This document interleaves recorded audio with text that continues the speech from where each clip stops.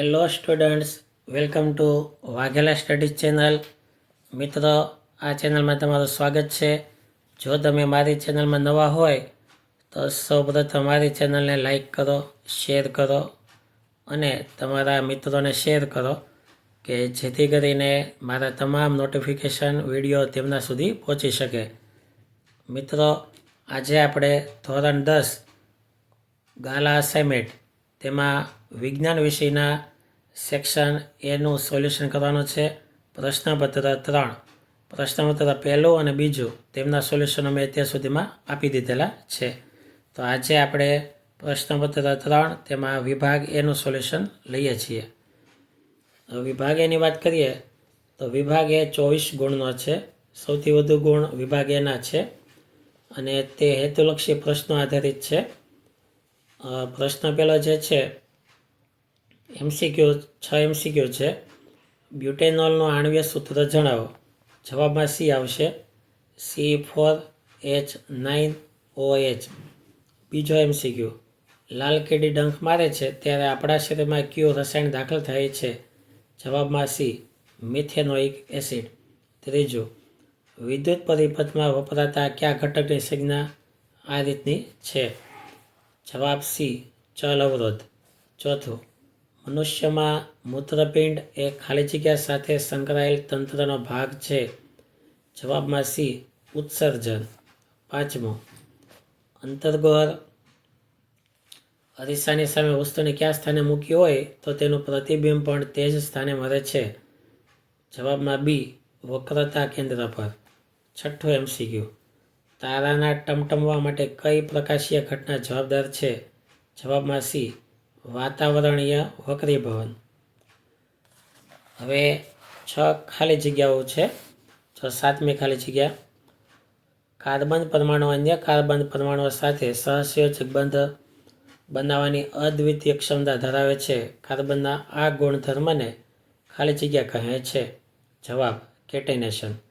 8મું, 12 volt વિદ્યુત સ્થિતિમાનનો તફાવત ધરાવતા બે બિંદુઓ વચ્ચે 2 કુલમ વિદ્યુત ભારને લઈ જવા માટે કરવું પડતું કાર્ય ખાલી જગ્યા જૂલ છે. જવાબમાં 24. 9મું, મનુષ્યના રક્તકણોમાં શ્વસન રંજક દ્રવ્ય ખાલી જગ્યા આવેલું છે. જવાબ, હિમોગ્લોબિન. 10મું, આનુવંશિક લક્ષણો ખાલી જગ્યામાંથી પ્રાપ્ત થઈ સંતતિમાં ઉતરી આવે છે. જવાબ, જનીન. 11મું, ચશ્માની બનાવટમાં વપરાયેલા શુદ્ધિકારક લેન્સનો પાવર -0.4 ડાયપ્ટર છે તો તે લેન્સનો પ્રકાર ખાલી જગ્યા હશે. અંતર્ગોળ. 12મું, સોનાની શુદ્ધતા ખાલી જગ્યા એકમમાં માપવામાં આવે છે. જવાબ, કેરેટ. હવે ખરા ખોટા. ગેલિયમ ધાતુ ઘણું નીચું ગલનબિંદુ ધરાવે છે. સાચું. 14, પુરુષમાં લિંગી રંગસૂત્રનું પૂર્ણ યુગ્મ હોય છે. ખોટું. 15મું, લઘુ દ્રષ્ટિની ખામી ધરાવતી વ્યક્તિની આંખમાં દૂરની વસ્તુનું પ્રતિબિંબ નેત્રપટલની પાછળ રચાય છે. ખોટું. 16મું, મોઢાની પીએચ 5.5 કરતાં ઘટી જાય ત્યારે દાંતનો સડો શરૂ થાય છે. સાચું. હવે માગ્યા મુજબ ઉત્તર આપો. 17મું, લંબમજ્જા દ્વારા કઈ ક્રિયાઓનું નિયમન થાય છે? જવાબ, અનૈચ્છિક. 18મું, મનુષ્યમાં લિંગ નિશ્ચયની આકૃતિ દોરો. આકૃતિ હમણાં પાછળ દોરેલી છે. 19મું, સ્વચ્છ આકાશનો ભૂરો રંગ પ્રકાશની કઈ ઘટનાને આભારી છે? જવાબ, પ્રકિરણન. 20મું, મને ઓળખો. મારો ઉપયોગ બલ્બનો ફિલામેન્ટ બનાવવા માટે થાય છે. ટંગસ્ટન. હવે જોડકા છે 4.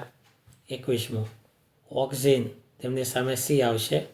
પ્રરોહના કોષોની લંબાઈમાં વૃદ્ધિ પ્રેરે છે. 22, જીબરેલિન. જવાબ એ, પ્રકાંડની વૃદ્ધિમાં મદદ કરે છે. 23, ઉત્પાદકો. જવાબમાં બી, લીલી વનસ્પતિ. 24, પ્રાથમિક ઉપભોગીઓ. જવાબમાં સી, તૃણાહારી પ્રાણીઓ. હવે આ રીતે બધા જવાબ હોય પણ પરીક્ષામાં તમારે આ રીતે જવાબ લખવાના નથી. પરીક્ષામાં તમારે એક પેજમાં અલગ રીતે લખવાના. જો આવી રીતે લખવાના છે. જો વિભાગ એ હેડિંગમાં લખવાનું. પછી ફૂદડી કરી અને સાચો વિકલ્પ પસંદ કરો એમ હેડિંગ બાંધવાનું. આન્સર લખી 6 MCQ લખવાના. તેમાં ABC જે આવતું હોય તે પણ લખવાનું અને જે જવાબ છે તે પણ લખવાનો. પછી પાછું ખાલી જગ્યા પૂરે એમ હેડિંગ બાંધવાનું. આવી રીતે કરવામાં આપવાનો. 7મામાં જે આવે તે 8મામાં 9મામાં 10મામાં 11મામાં 12મામાં. ત્યારબાદ ખરા ખોટા આવી રીતે સાચું ખોટું લખવાનું અને સંકેત પણ કરવાના, બંને કરવું. પછી પ્રશ્નોના જવાબ. તો 17મામાં પછી 18માની જે આકૃતિ થાય તે માતામાં હોય XX રંગસૂત્ર, પિતામાં હોય XY. માતા પાસેથી X આવે અને પિતા પાસેથી પણ X આવે તો છોકરી. માતા પાસેથી X આવે, પિતા પાસેથી Y આવે તો છોકરો. પછી બાકીના જવાબ આ રીતે અપાયેલા છે. જોડકાના જવાબ પણ આવી રીતે લખવાના. એમની સામે સાચો જોડકું લખવાનું, તીર કરે એમ તો જોડવાના નહીં. સાચા સામે સાચું લખવાનું અને ABC જે આવતું હોય તે પણ લખવાનું. તો થેન્ક યુ વેરી મચ.